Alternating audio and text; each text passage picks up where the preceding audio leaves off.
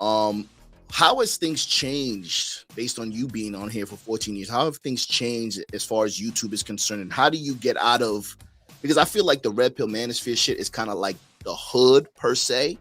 And it's like, unless you get out of that space, you're not going to see there's more to do, or there's more of a purpose, or there's more of a voice.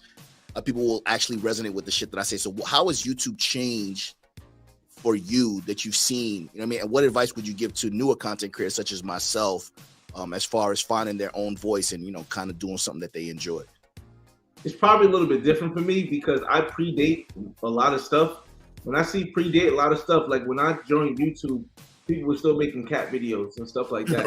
Right. It wasn't really like that. Right. But I've always been doing. I just better my craft. You know, I've just got better doing my craft. But I've always been traveling. I did hip hop at once. I got with the videos, DJ Drama, nice. T-Pain, The Game.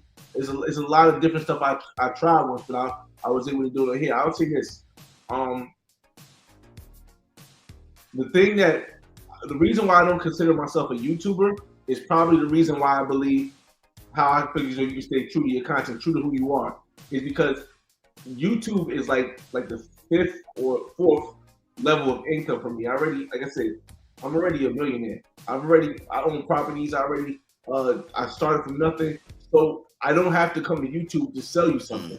Right. But I also understand that if you're going to educate somebody in this era, you need to be entertaining. Right. So as long as the entertainment doesn't cross my purpose or cross what I stand for, I'm cool with just doing that and learning different traits. So sure. I just kept learning over YouTube, and I feel as though now YouTube is getting to a point where people are focused that much more on the entertainment. I'm not saying it's a wrong or right thing. I deal with reality. I don't deal with what's good or what's bad, or what's right. I deal with reality. Right. YouTube started off as a place where people got info. Now I think it's leaning more towards a place where people are just entertained. Right. Yeah, that's crazy too, because I remember YouTube was just searching how to do shit. There wasn't no such thing as content. I remember just how you fix a flat, how you cook this. That's what it was for. It wasn't nobody that was actually characters, and it's just kind of funny how that just happened, man. And how lucrative it's become, and how just people aspire to be it. Even kids want to be YouTubers and shit like that, man. It's crazy. You know what I mean? It's the same way. It's the same way they did hip hop. The reason, when hip hop first started, I know you guys are a little bit older than me, right? I believe so. Yeah. All right. So when hip hop first started, which I know you guys can say a lot more, it was more about empowering your people. It was more about growing up in this urban environment and sharing your knowledge with the people who didn't have the help, like bringing hope back to people who needed it.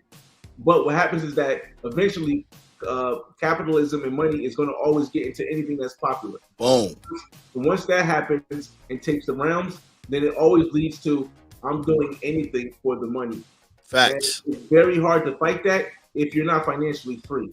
Right. So I think right now what we're seeing is that even in, like, I guess what you consider the red pill community, even in the travel community, you'll see people going for what is going to get the numbers or going for what's going to catch the vibe. And it's not really their fault because they've been trained that way.